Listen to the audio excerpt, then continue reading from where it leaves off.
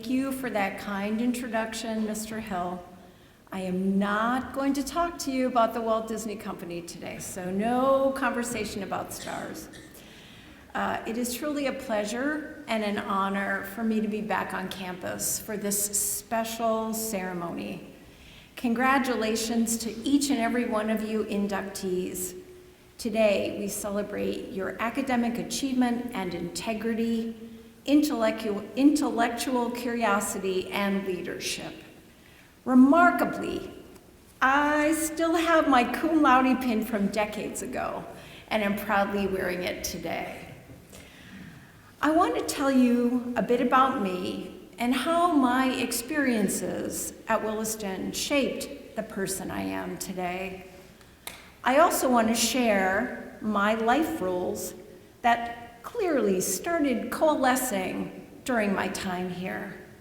They are simple: be kind, value and respect people and their contributions.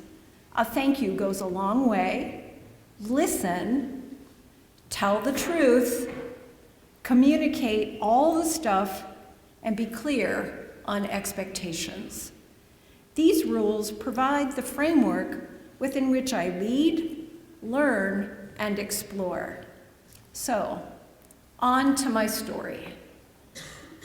I am a believer that people show up in your life for a reason.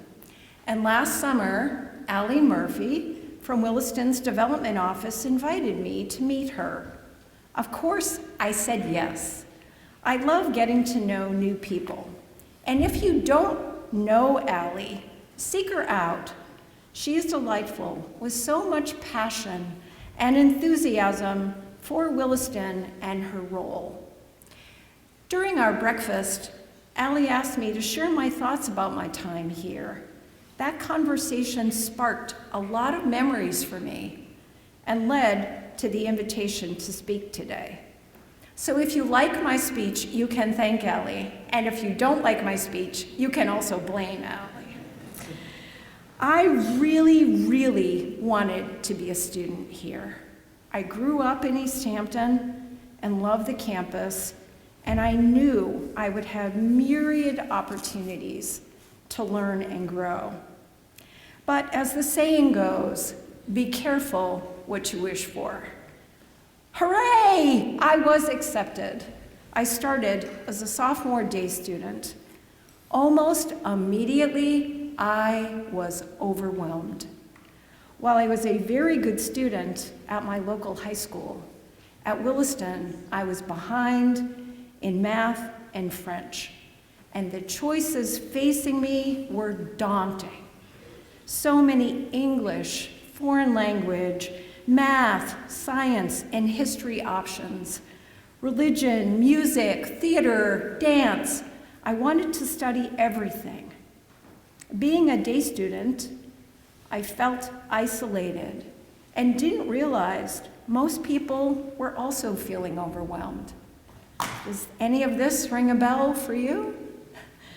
What I didn't expect, and so gratefully accepted, was the welcome and the support I got from the Williston community, especially the faculty. Coach Francis was my math tutor. He and I met daily at the gym so I could learn advanced algebra and then advanced geometry. He was so kind, patient, and understanding. I was unsure of myself, and he assured me I would master the material. And I did, first with his guidance, and then with his encouragement. I started to believe in me and embraced the challenge. My confidence grew. And then he did something I now understand was an integral part of Williston education. He told me to build on what I learned. Achieving mastery and gaining confidence, that was the start. It was my responsibility to take on bigger stuff, to explore and share that learning with the community. I saw my accountability in the learning process, really a partnership. I love solving puzzles, figuring out how things work and then making them different and better. I am a fixer by nature. During our daily sessions, Coach Francis asked me lots of questions about how I solve math problems.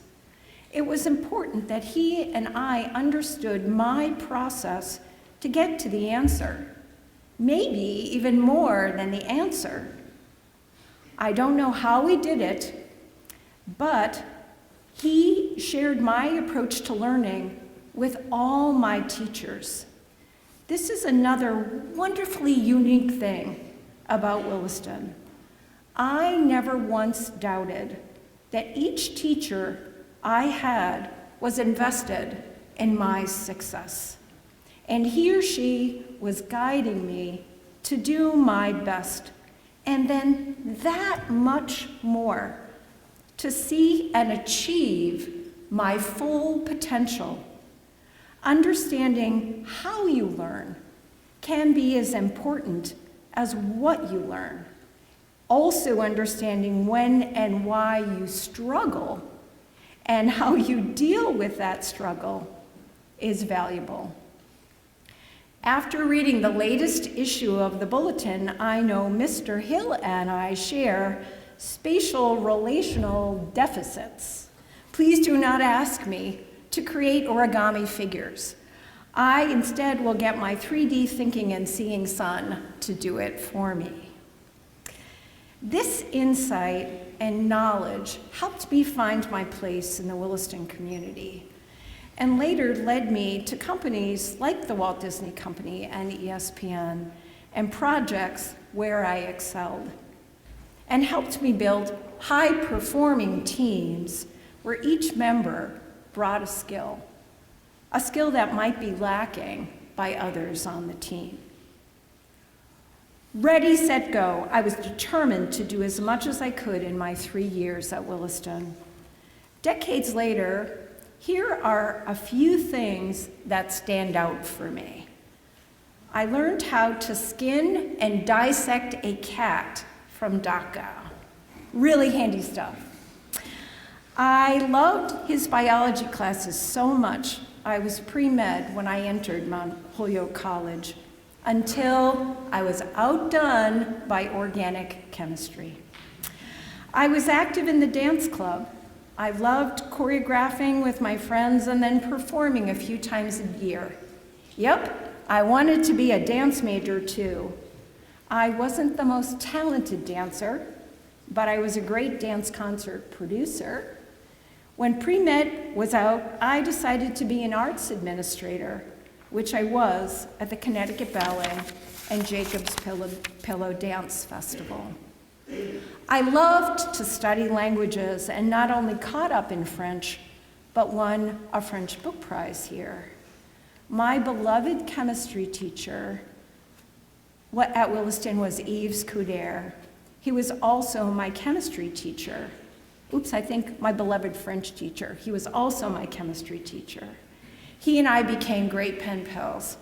We corresponded in English, French, and German, a language I always wanted to study that wasn't offered at Williston. Mr. Couder strongly encouraged me to learn this language, so I started in German 101 at Mount Holyoke, and 4 years later, as Mr. Hill revealed, graduated with a degree in German literature. And would you believe, in my final interview for my job at ESPN, the head of the department spoke to me in German. I was a bit rusty, but made it through. Just beware of what you put on your resume. I auditioned in roles in the theater here. I performed in The Miracle Worker as a blind girl. I was a witch in Macbeth. I danced in The Devil and Daniel Webster. I studied Old English, reading Beowulf. I explored the tribulations of Job in religion class. I even took advanced calculus, and I gave back to the community. I tutored foreign students in English and remember hours of diagramming sentences. The kindness showed to me by Coach Francis, I was able to offer to my classmates who were far away from their home in Iran. I explored learning and kept exploring. I found companies to work for that encouraged and rewarded curious thinkers, out-of-the-box learners, and leaders. I instilled curiosity in my wonderful son. He explored and traveled as a world-class cyclist, and then his dreams collapsed. I drew on my support from my early scared days at Williston to help him rebuild his confidence and enthusiasm for living and learning. Those were dark days. Life is not always fabulous, but his cycling got us traveling, something we've never stopped doing. Italy, France, Iceland, Germany, Sweden, Austria, England, Switzerland, Denmark, and now he is thriving and lives in Sweden with our 4.5-year-old granddaughter. Why do I tell you all this? Because you are all explorers. Such is the community of which you are a part. Embrace that. And you are all leaders, challenged to do your best and guide others to do the same. Be yourself here isn't just a phrase. The self-confidence and courage I gained at Williston are cornerstones of who I am. The belief that I can do anything I put my mind to is the gift that keeps on giving. How else, at 55 years old, could I decide to run the New York City Marathon when I hadn't run in 5 years and never more than 3 miles?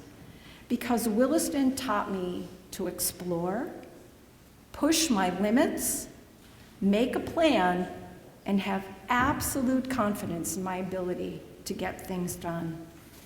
And I know how to turn a piece of paper in my speech, ask questions, seek out guidance and help when needed.